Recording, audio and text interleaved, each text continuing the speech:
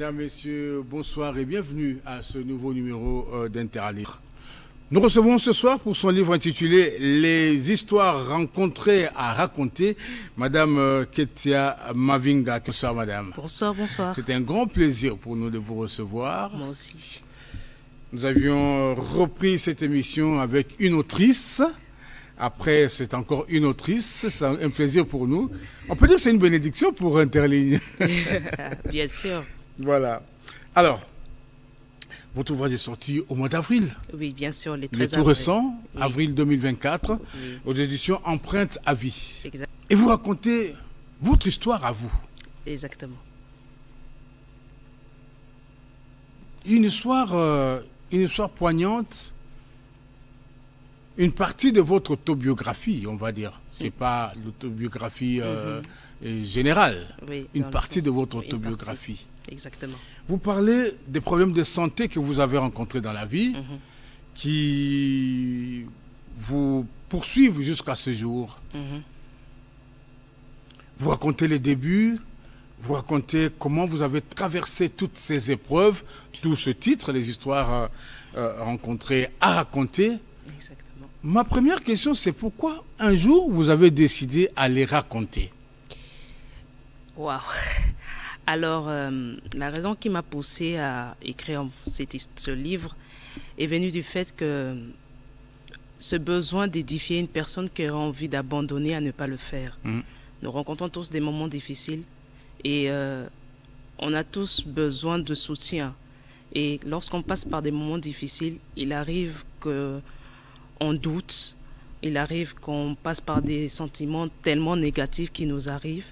Et ce livre, en fait, est juste pour édifier une personne qui passe par des moments difficiles, de ne pas abandonner. Lui rappeler que c'est vrai qu'on passe par des moments difficiles, c'est vrai que nous vivons un moment sombre de la vie, mais il est possible de trouver la lumière et de construire un avenir meilleur. Malgré les moments difficiles. Donc les moments difficiles ne nous définissent pas. Ça ne veut pas dire que comme je passe par des moments difficiles, que c'est une fin. Non. C'est juste une partie de la vie. C'est quoi votre histoire? Ok. Alors moi, mon histoire... Ou c'est quoi vos histoires? Parce que sur le titre, c'est au pluriel. Les histoires à rencontrer, à raconter. Alors, pour la petite histoire, en fait, je suis née avec une carence en phosphate. Le phosphate, c'est une vitamine qui permet à grandir. Et moi, je suis née avec cette carence-là. Et c'est ce qui a fait que ça ralentit ma croissance. Oui. Et aujourd'hui, je mesure 1m42. Et le fait que cette carence-là a poussé, en fait, disons que j'ai vécu des moments difficiles suite à cette carence en phosphate parce qu'il y avait ce regard des gens, le regard de la société, le regard que les gens te pointaient à cause de cet état de choses que tu vivais. Et il y avait aussi, dans du genre, que les gens, il y avait ceux qui se moquaient de toi, qui se moquaient de moi. Et il y avait ceux qui te pointent le doigt, qui te collent des étiquettes. Ou qui s'apitoyaient. Exactement. Donc il y a les moqueries que j'ai eu à gérer, il y a eu le rejet que j'ai vécu, et il y a aussi la compassion que j'ai eue. Alors tous ces états de choses, c'est ça qui a fait les histoires rencontrées à raconter. Mais vous en parlez aujourd'hui comme si c'était quelque chose de très simple. Mais moi, quand je lis votre ouvrage, et je peux vous dire, je l'ai dévoré en une journée. On me l'a remis un après-midi et le soir, je l'avais déjà fini. Wow. Parce que j'avais envie de découvrir cette histoire. Une histoire poignante, mais aujourd'hui, vous en parlez avec sourire.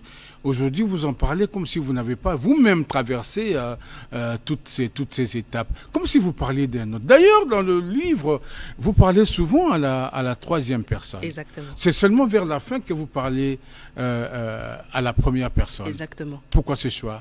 Parce que, en fait, lorsque j'ai commencé à écrire ce livre, c'était très difficile pour moi de revivre certains aspects de ma vie que j'ai eu à vivre. Donc les souvenirs revenaient.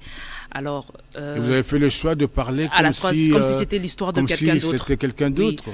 Oui, je me suis dit, j'étais plus à l'aise dans ce côté-là pour mieux m'exprimer en tout cas.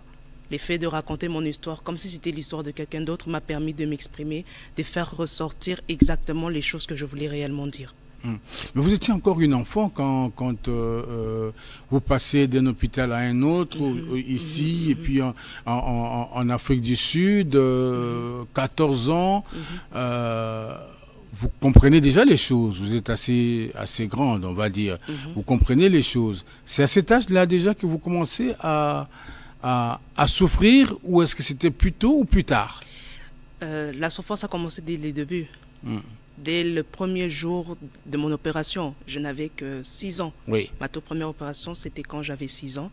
Et à cette époque, j'étais encore une enfant, je ne comprenais pas exactement les choses, mais il fallait que je vive cette situation.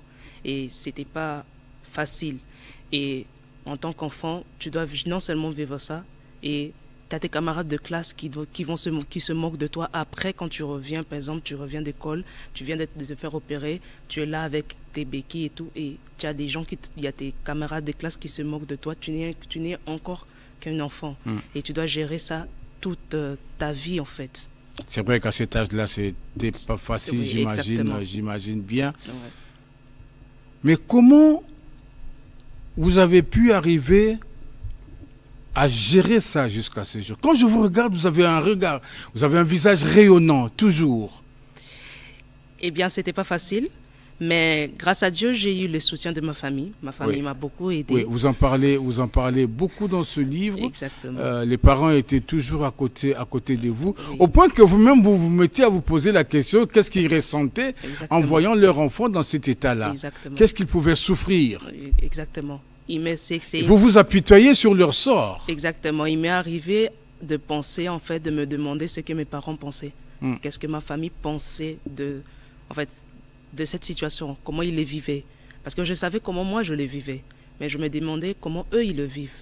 Et c'est vrai que c'était pas facile, mais grâce à Dieu, j'ai eu le soutien de ma famille, j'ai eu le soutien de quelques personnes quand même. C'est vrai que j'ai vécu les rejets, mais grâce à Dieu, j'ai quand même rencontré des amis qui m'ont quand même aidé. Et donc, les soutiens de ma famille a été un très grand soutien pour moi, pour surmonter ces épreuves, en dehors aussi de ma foi en Dieu. Mais absolument. Mais il y a quelque chose qui m'a frappé quand même à la lecture de votre ouvrage, c'est le nombre de pages que vous réservez à la naissance. Vous commencez en page 19. Déjà de la page 19 à la page 29, vous parlez de la découverte du monde, c'est-à-dire la naissance, quand l'enfant vient au monde et ce qu'il rencontre. Je vais chercher très rapidement un passage, j'en ai retenu beaucoup. Nous allons partager autour. Pas de problème. Alors, page 21, le premier paragraphe, vous dites: la naissance est aussi la porte d'entrée de ce monde de défis. On pleure. Mais c'est évident parce qu'on sent certainement qu'il y a quelque chose de drôlement fou qui nous quitte. C'est quoi cette chose de drôlement fou qui nous quitte? Eh bien, quand on vient au monde. Eh bien là, on parle en fait de lorsque l'enfant il est encore dans sa bulle, sa bulle de chez dans les seins de sa mère. Dans les seins de sa mère. Oui. Et il sort de sa petite zone de confort pour découvrir l'inconnu. Il vient dans un monde qu'il ne connaît pas. Il était dans sa petite boule, dans sa zone de confort, et tout d'un coup, il sort dans un monde inconnu. Il ne connaît personne, où il doit découvrir. Et la page suivante, vous dites: les pleurs du bébé sont aussi des appels au secours. Ou aussi le refus de faire face à une nouvelle expérience, le sortant de sa zone habituelle. Exactement. Vous parlez de sa zone de confort. Oui, sa zone de confort. Oui. Pourtant, quand l'enfant vit au monde, on attend qu'il pleure. Mais oui, évidemment. Pour faire signe, pour dire il est réellement vivant. Il est réellement vivant, ça c'est vrai. S'il ne pleure pas, c'est qu'il n'est pas vivant. Exactement. Mais pourquoi est-ce que ça doit être un regret pour lui d'être sorti de sa zone de confort? Pourquoi ça doit être un cri de secours? Bon, c'est vrai que quand le bébé sort, c'est une manière de dire qu'il est vivant. Oui. Mais il a vécu pendant 9 mois dans le ventre de sa mère. Donc, c'était sa zone de confort. Et d'un coup, il ressort dans un monde Ça ne de serait pas de l'inconnu. cri de joie de voir enfin sa mère. Ça, c'est vrai que ça devait être des cris de joie, mais c'est évident, c'est pas facile de vivre, d'aller dans un chemin vers l'inconnu, même en tant qu'adulte aujourd'hui. C'est vrai que vous vivez ici, par exemple, à la RDC, si du jour au lendemain, on vous disait abandonnez tout et partez ailleurs. Vous ne savez pas ce qui va vous arriver. Vous aurez tendance à penser d'abord à votre vie présente. Ça serait peut-être avec joie que je partirais. Mais tout en gardant quand même qu'est-ce que c'est? Des souvenirs. Oui. Des bons et des mauvais. Oui, exactement. Et voilà.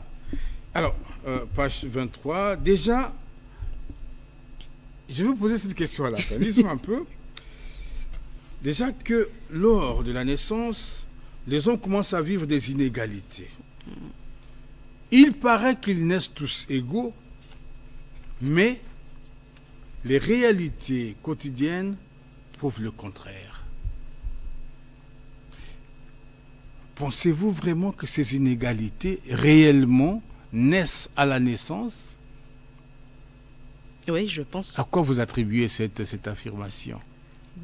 Déjà... Est-ce que vous faites allusion à votre propre cas ou est-ce que c'est un cas général? C'est un cas général. Parce que déjà, l'égalité vient du genre... je donne un exemple. Je dis par exemple, les hommes. Il y a les hommes et les femmes. Et déjà, il y a déjà cette différence-là déjà dès le début. Oui. Différence et inégalité, c'est pas... C'est presque la même chose. C'est presque la même chose. Il y a déjà... parce que déjà, les hommes ont déjà un standard... une place où le monde a déjà réservé à un homme. Et quand c'est une femme, on les réserve déjà aussi. C'est pas le même niveau que l'homme. C'est déjà une égalité. Madame Ketia Mabinga, qu'est-ce que vous reprochez à la naissance? Je ne reproche rien à la naissance. Est-ce qu'il vous arrive de penser... Mais il arrive que... Oui. Bon, je ne reproche pas à la naissance, mais c'est juste que je parlais de la naissance dans le sens où les gens naissent, il arrive que certaines personnes naissent victimes de la naissance, d'une certaine façon, si je devrais dire ça comme ça. Oui. Il y a des gens, il y a des bébés qui naissent victimes de la naissance, dans le sens où ils naissent et ils se retrouvent avec des situations qu'ils n'ont pas demandé. Et si on leur avait demandé en amont de choisir qu'est-ce qui allait arriver dans leur vie, ils n'auraient peut-être pas choisi. Exactement. De naître. Il y a certaines choses qu'ils auraient aimé enlever. Et moi, c'est quelque chose qui m'est arrivé. Si on m'avait demandé, il m'est arrivé de penser que je me suis dit, si on m'avait demandé d'enlever certaines parties de ma vie, oui, j'aurais peut-être enlevé ma maladie. Ça, je l'ai pensé. Bien sûr. Mais aujourd'hui, je vois le monde différemment. Oui. J'ai appris à m'accepter. Et c'est ce qui a fait que j'ai changé ma façon de voir les choses.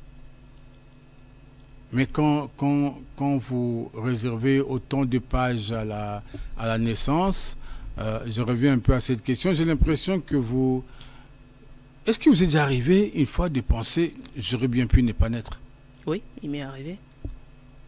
Je l'ai même Souvent dit. Ça m'est arrivé. Et comment vous répondiez vous-même à ça?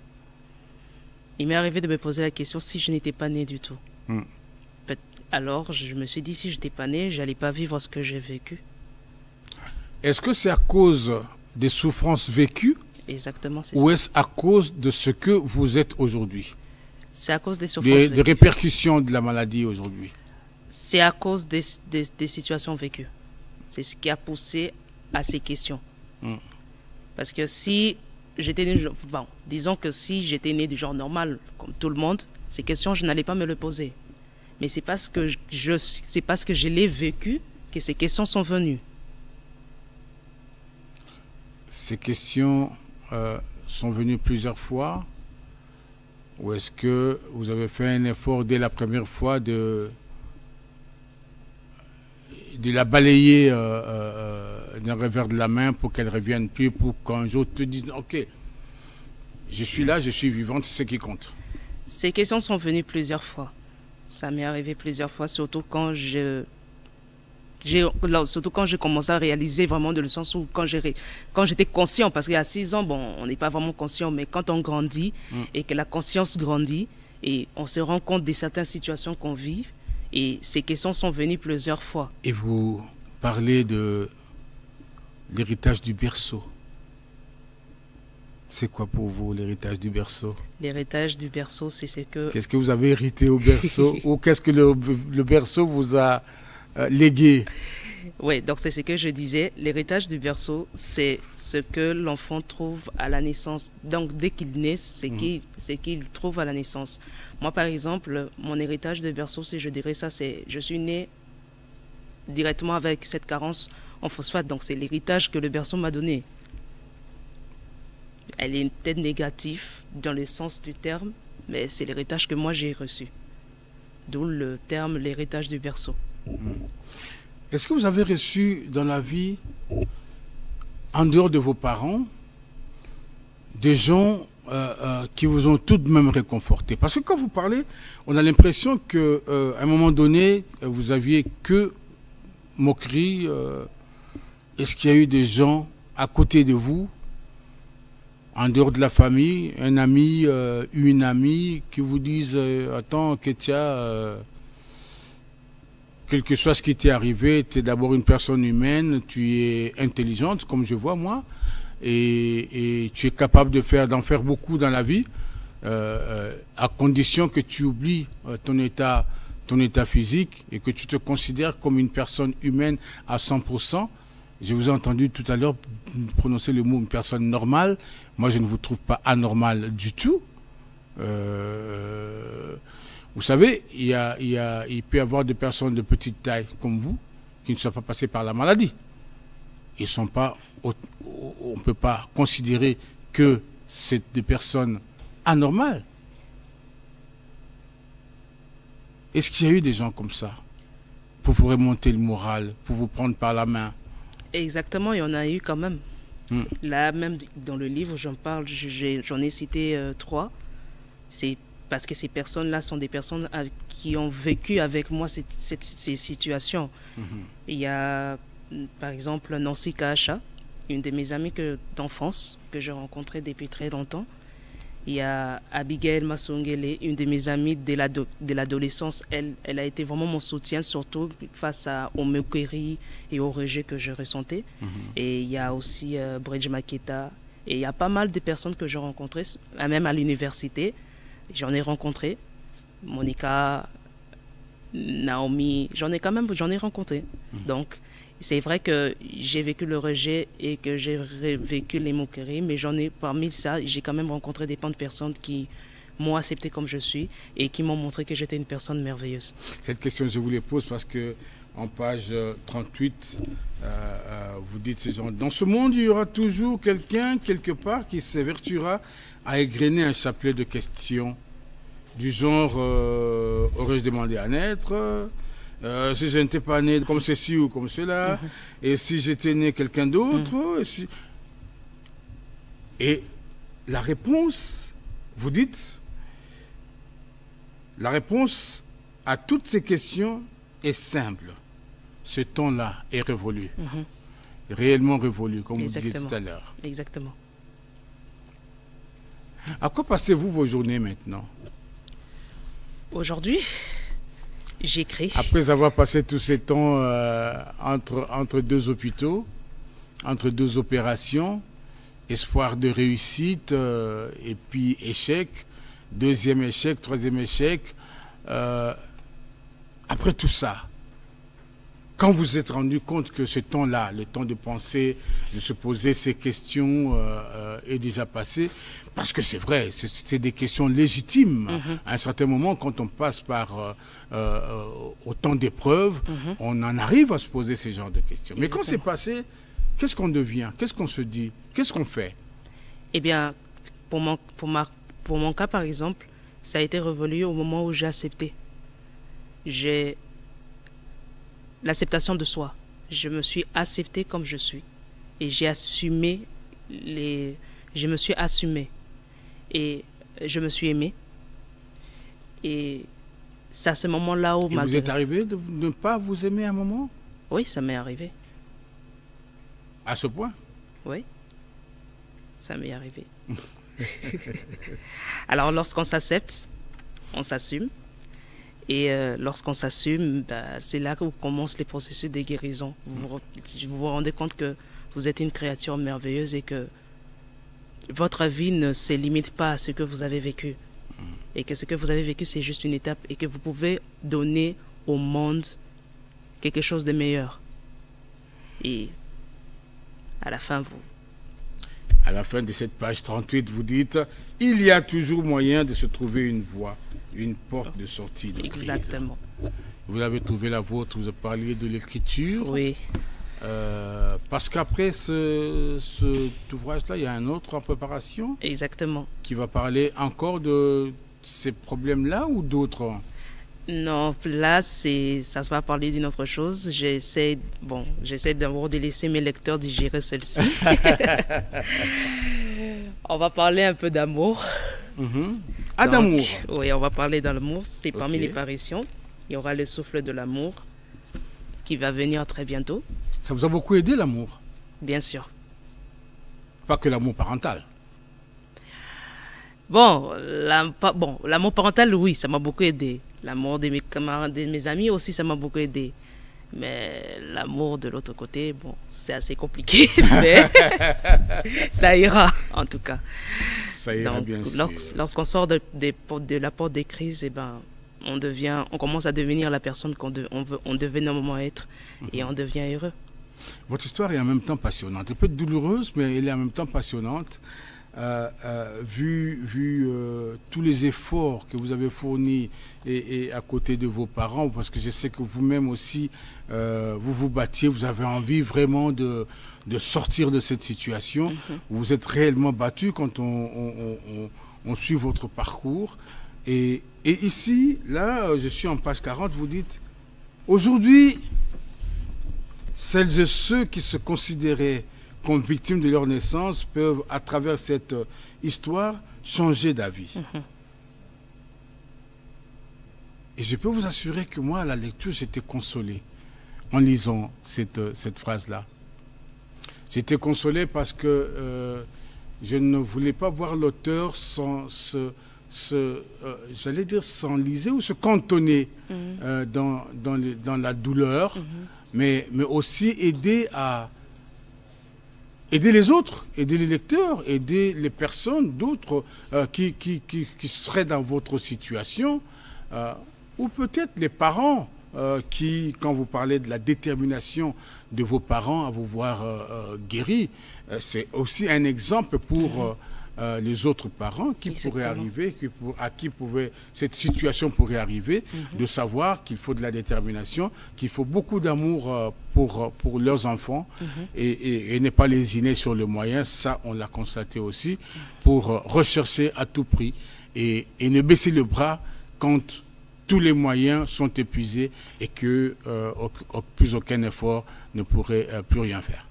Exactement. C'est un bel exemple et vous ouvrez là vraiment une brèche, beaucoup d'espoir pour ceux qui ont traversé peut-être les mêmes situations que vous, mais qui n'avaient pas pu prendre la bonne décision comme vous, d'en sortir, de positiver, de vous aimer et de vous occuper de la vie. Ça, c'est vrai. Finalement.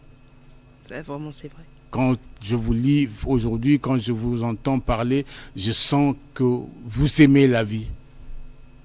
Et ça, vous ne le dites pas dans le livre. Vous ne le dites pas dans le livre, mais ça transparaît. Ça transparaît par votre beau sourire, ça transparaît par votre visage qui est toujours rayonnant. Au point qu'on peut se poser la question, est-ce qu'elle fait exprès pour cacher? Il y a une citation que j'aime bien dire aux gens, c'est « Toutes les étapes de notre vie valent la peine d'être vécues. Peu importe, que ce soit les mauvais, tout comme les bons. Toutes les étapes de notre vie valent la peine d'être vécues. » Et lorsque je me suis acceptée, j'ai gardé quelque chose en esprit. être dans la joie est un choix. Peu importe les situations que tu vis, garde toujours ta joie. Les moments difficiles, ça arrive. Ça fait partie des étapes, ça fait partie de la vie. Mais comment tu décides de t'en sortir? Ouais. Et moi, j'ai décidé de m'en sortir. Et ce livre est juste c'est une manière de donner un sens à mon expérience, un sens à ma vie. Et encourager les gens à garder leur joie, d'être toujours dans la joie, peu importe les situations difficiles qui arrivent dans la vie. Vous racontez tout ça et à la fin, vous réservez les dernières pages. La dernière, la 75e,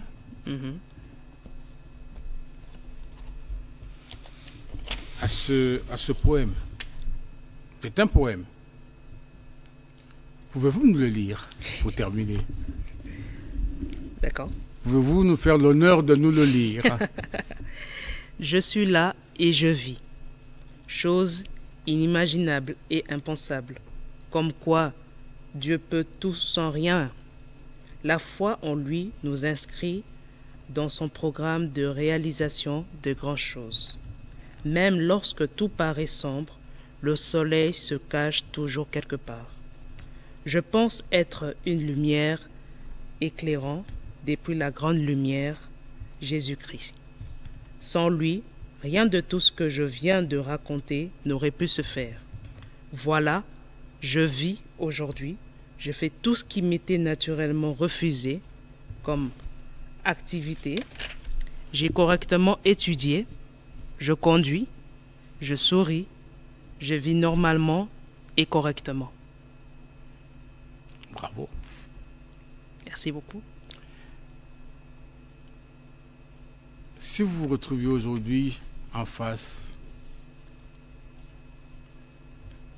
de quelqu'un qui encore vient en face de vous avec la moquerie, avec du mépris et du dédain, qu'est-ce que vous lui répondez? Que je sais qui je suis. La même chose. Exactement. Et c'est pour cela que vous le mentionnez, pour que ça soit gravé une bonne fois pour toutes. Oui. Je suis là et je vis. Exactement. Quoi qu'on dise, quoi qu'il me soit arrivé, l'essentiel, c'est que je suis là et je vis. Exactement. Madame Ketia Mavinga, merci beaucoup Merci de passer beaucoup à Interline. C'était un grand plaisir de partager cet instant avec vous, de partager surtout le contenu de votre livre, les histoires rencontrées à raconter. Aujourd'hui, moi, je pense que ce sont plutôt des histoires rencontrées à lire, à découvrir. Merci beaucoup. Merci beaucoup. Repassez quand vous voulez. On attend le souffle de l'amour. Pas de problème, en tout cas. Mesdames, Messieurs, nous sommes à la fin de ce numéro d'Interline. Nous nous retrouvons très prochainement pour un autre numéro avec, j'espère bien, une autrice. Mais sinon, ça sera un auteur. Au revoir.